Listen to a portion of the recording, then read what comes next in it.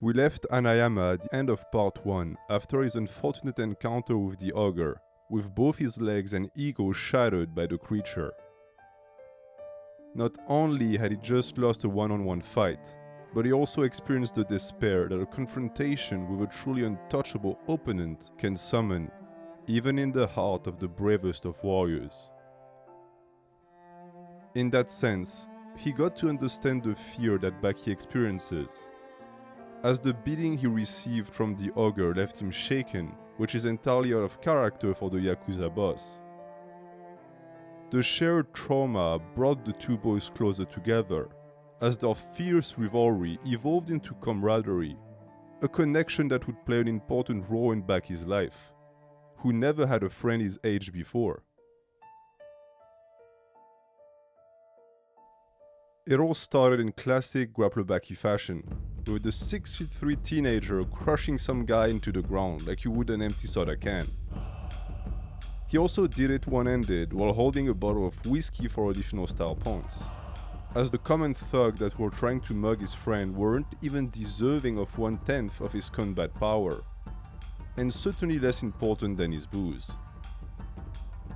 That very same alcohol would be shared amongst comrades, officializing their fellowship as the two youngins discussed the events that had led Baki's mom to slap her son, sending him to wander the streets of Tokyo aimlessly.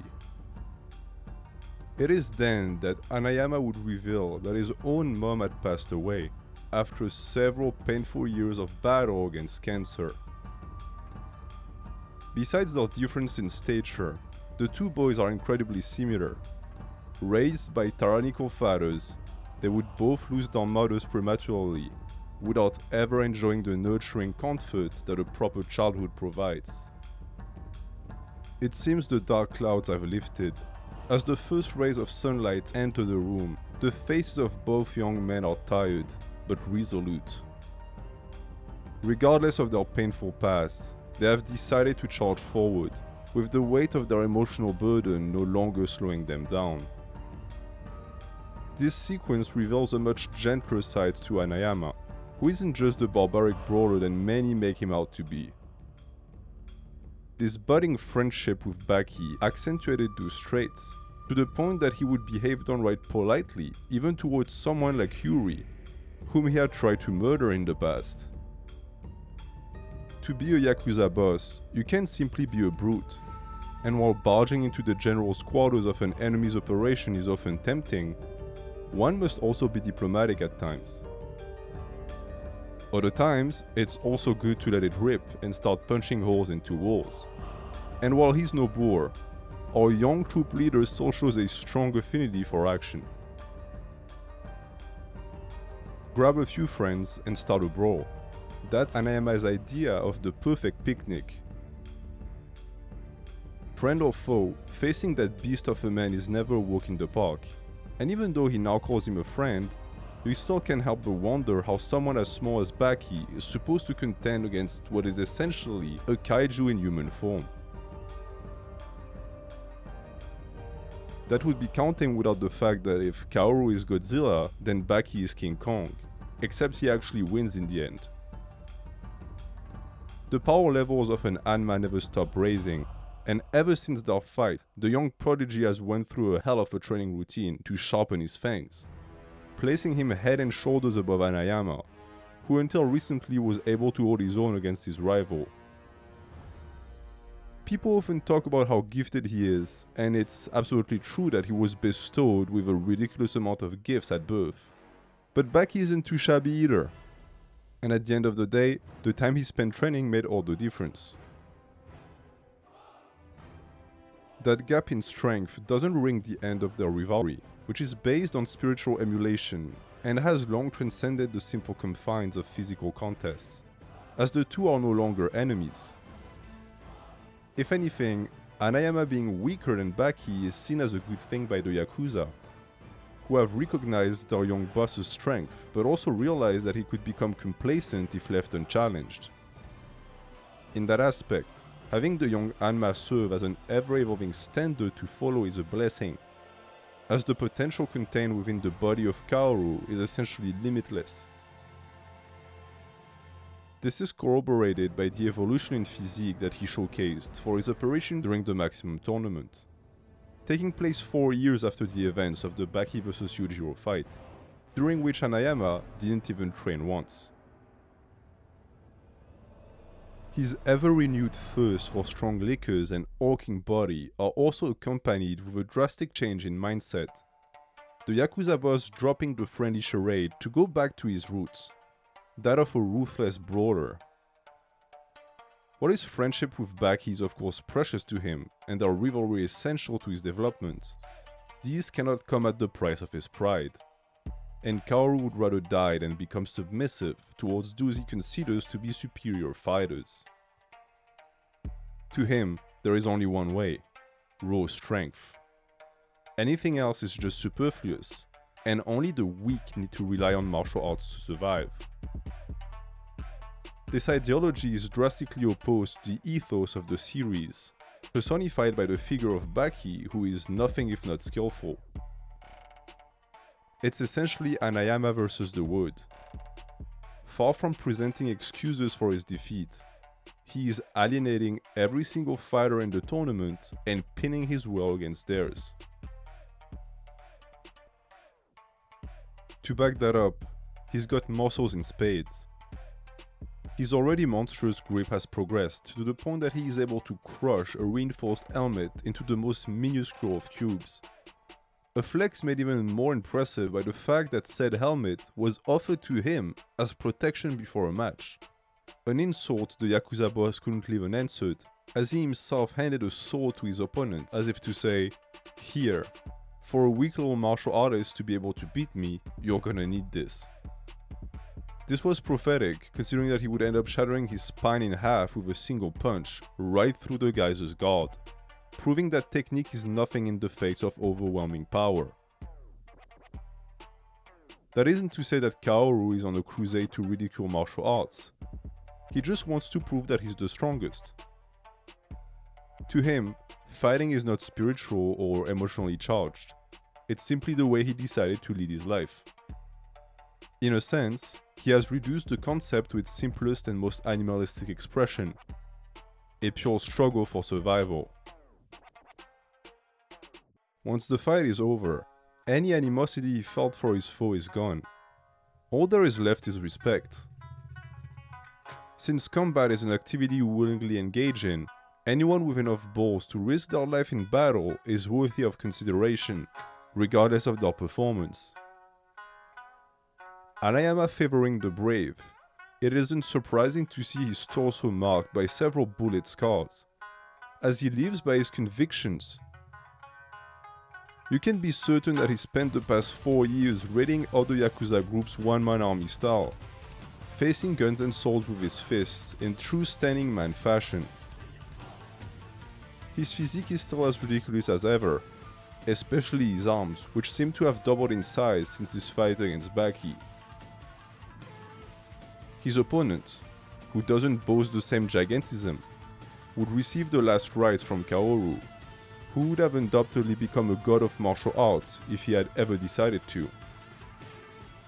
In a sense, he already has the spirit down, since his code of honor is incredibly similar to Bushido, something we see when he admonishes Baki for laying his hands on Katsumi, who he was set to fight in the tournament. When pride is on the line, friendship takes a back seat, and the hero of the story had better remember that if he doesn't want to end up in between a monster and his prey.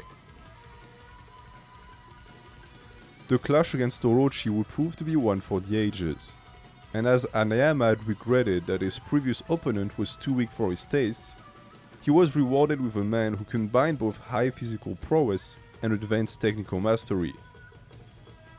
However, there is always a bigger fish, and as dominant as the karate master might be, his actual fighting power doesn't even come close to that of the Yakuza boss, something that becomes immediately evident when you take a look at their stats. While they're both approximately the same height, Kaoru has 50 kilograms on the guy, while being at a similar body fat, and a difference of 110 pounds is nothing to scoff at in a fistfight. The problem here is that, despite weighing as much as a mammoth, Hanayama remains surprisingly agile and is even able to pull off jumping attacks.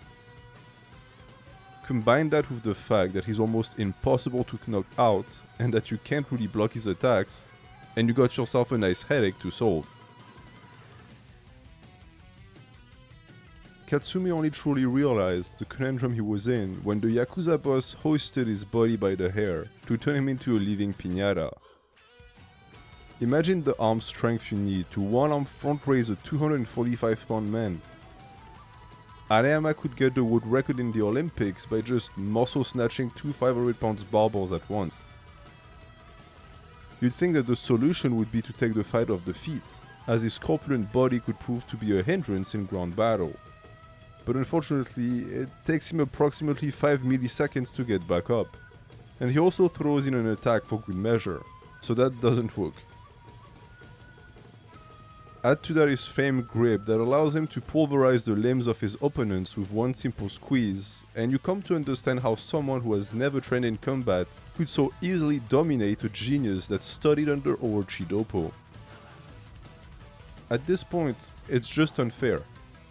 When God was handing out good genetics, Hanayama was first in line, and he got seconds. Keep in mind he also refuses to block, taking every single attack full on and responding with pure strength and instincts in the face of well-refined martial techniques. By relying only on his talent, he has proven to be the most frightening enemy the cast of Grappler Baki has to offer. Unfortunately for him, he wasn't the only genius in the arena on that day, and while Katsumi isn't as gifted, he, along with Baki, had put in enough work to offer a serious counter-argument to Hanayama's doctrine of strength. Despite that, he couldn't help but show respect towards the simplistic yet pure ideology of a man who refuses to rely on anything but his own power, and who takes training as an admission of weakness. To this colossus, the pursuit of strength is a feminine attribute. You are either born strong, or you aren't. While I obviously cannot relate to such a mindset, I also must say that there is something deeply beautiful in being willing to literally die on that hill. To some, this would just appear to be a silly gimmick that only hurts one's potential for development, and could even be said to be the reason for Hanayama's defeats, as he isn't doing everything in his power to obtain victory. But to him, this is everything. His family's credo is exemplified by the figure of the standing man. And to turn his back on that idea would be worse than death. It is a rejection of modernity and a sublimation of chivalrous values long gone from our world, that put bravery and the ability to endure above all else. Having given but one night's lodging, a name that was to disappear on that night, was saved by a traveling bakuro. In return for but one night, his organs were carved asunder. This standing man ceded not one step. Long before had his life ebbed away, yet this standing man did not fall. Long before had his life ebbed away, this first among men, this standing man.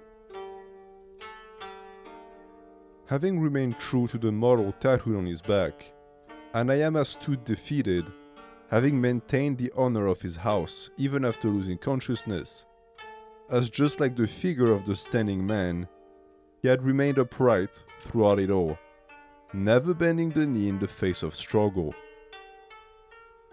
Beyond the monstrous physique, it is that unwavering spirit that makes him such a compelling character. As to him, it all begins and ends with honor, regardless of the outcome. This is also why he's such a good leader of men. Regardless of their strength, he is willing to extend a hand to anyone who lives and dies by their principles. This, of course, would often come back to bite him in the rear, as it is as far as an optimized way of fighting as one could possibly think. But to him, it doesn't matter. However, not everyone thinks this way, and there exist geniuses of his caliber that follow a different code of honor. The most interesting one being Garland, a man that I can't wait to discuss in another episode of Moso Manga.